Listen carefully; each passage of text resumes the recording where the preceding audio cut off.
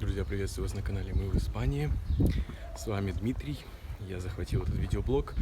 Если хотите увидеть предыдущих ведущих, жмите лайки. Если мы наберем с вами на этом видео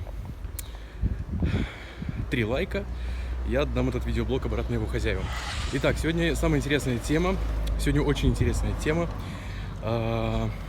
Покажу вам очень интересное место в Торовьехе, в Испании, в городе Торовьеха. Это местная автошкола. Самый центр, где знакомятся, встречаются все наши соотечественники, все русскоговорящие люди. Это автошкола.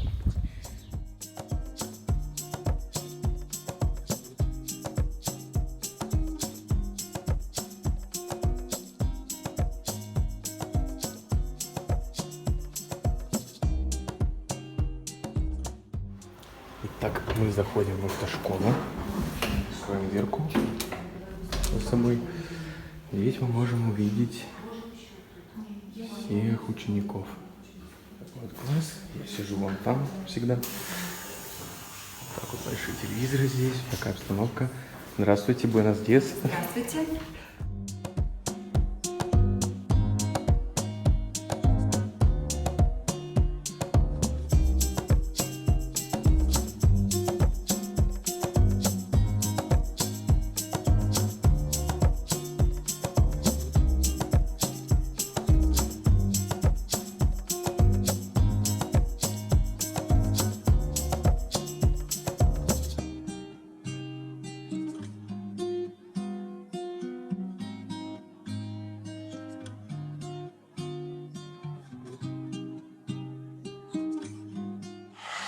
Добрый день, Наталья Петровна. Здравствуйте. Это Наталья Петровна, наш наставник, куратор и учитель, и владелец автошколы СССР.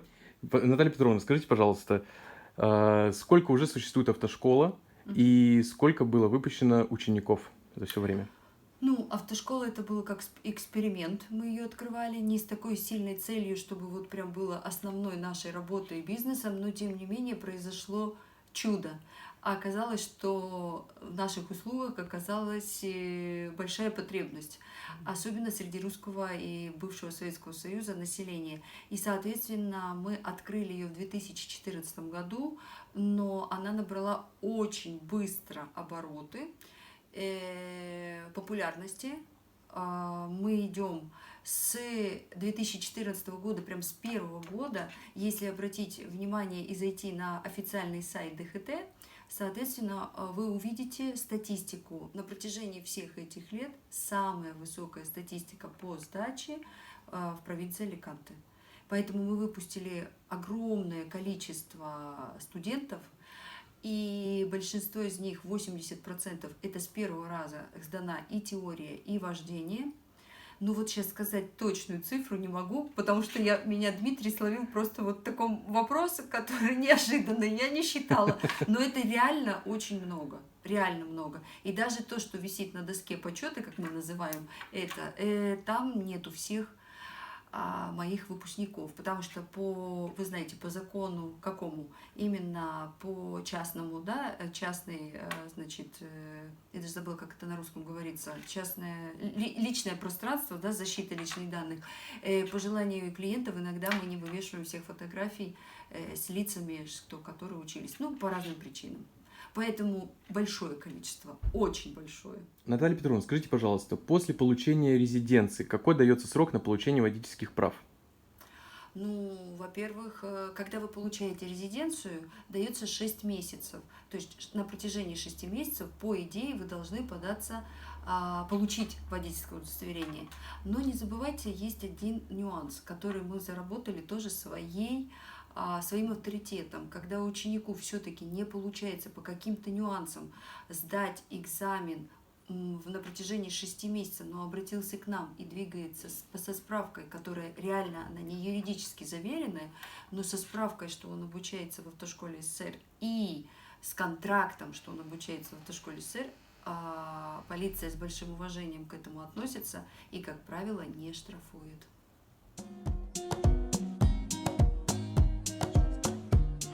Вот, Наталья Петровна, если у наших подписчиков, которые переезжают, нет знания испанского языка, вот можно им учиться или нет? Вы знаете, я вам хочу сказать одно. У меня большая практика работы в автошколе, очень большая, но я работала в свое время до открытия этой автошколы в своих испанских школах. Но с открытием этой автошколы мы начали принимать людей принципиально, те, которых нет вообще никакого знания испанского языка. Вообще, от слова совсем.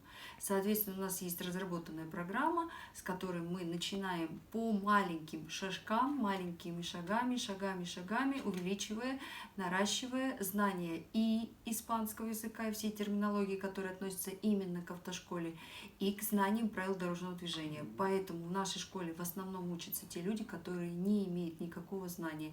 И, тем не менее, сдают с первого раза, потому что мы учим именно тому языку, который необходим для сдачи теории. И также вопрос от подписчика. Обмениваются ли права для граждан Евросоюза? Например, если человек из Эстонии переехал в Испанию, можно ли эстонские права обменять, есть ли какие-то нюансы и помогает ли в этом автошкола? Смотрите, у нас, значит, как правило, это же тоже обращаются люди, которые не имеют базы испанского языка, то есть с чего начинать. Даже те права, которые обмениваются, и Испания имеет определенный договор с определенными странами, люди не владеют языком, они обращаются к нам. Но мы, конечно же, помогаем в каком плане? Направляем их, как и где нужно заказать СИТу, то есть визит в полицию, и какой пакет документов нужно уже ввести для того, чтобы человеку не было 5-6 визитов по одному и тому же вопросу. То есть мы даем, подготавливаем, чтобы человек подготовил себе именно тот нужный пакет документов, необходимый, чтобы человек поехал в полицию абсолютно готовый и уже с полной подачей документов и все, что для этого необходимо. Оплата, налоги, фотографии и так далее, все детали.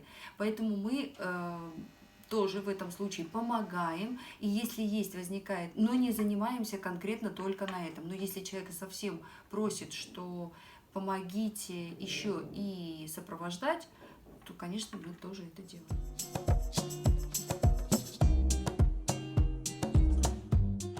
Ну и для подписчиков с визой инвестора тоже их интересует, нужно ли получать водительское удостоверение, или можно ездить по, например, по российским правам, или все-таки нужно здесь проходить экзамен, сдавать, получать. Вы знаете, у многих есть очень много слухов ходит между русскоговорящих, много вообще мифов ходит и слухов, но на самом деле я вам хочу сказать, что неважно, какая должна быть виза инвестора, резиденция инвестора и так далее, все они должны получать водительское удостоверение на равных правах. Есть единственное но, это когда человек работает профессионально, имеется в виду перевозки грузов, да, больших фур, трейлеры и так далее, тогда и с контрактом в этой стране, тогда ему могут обменять водительское удостоверение на момент контракта. Наталья Петровна из автошколы СССР приветствует вас. Приходите, учитесь, получайте знания. Мы вас всегда ждем с открытыми дверями. Контакты будут в описании или в комментариях под роликом. В целом я все вам показал, рассказал. Обращайтесь, звоните, пишите. Всем удачи, всем пока. Всего доброго.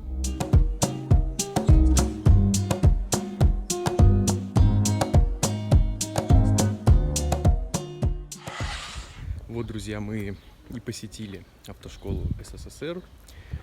Надеюсь, вам понравился мой коротенький репортажик и ответы на ваши часто задаваемые вопросы в наших комментариях. Если у вас вдруг появятся еще какие-либо вопросы, вы можете задать их под этим видео, мы вам ответим или запишем еще один ролик, интервью с Натальей Петровной. Или в любом случае вы можете подойти в автошколу, написать, позвонить, и вам все расскажут, все покажут, все объяснят. Спасибо за просмотр. Подписывайтесь на наш канал, ставьте лайки, пишите ваши полезные и позитивные комментарии. Всем пока!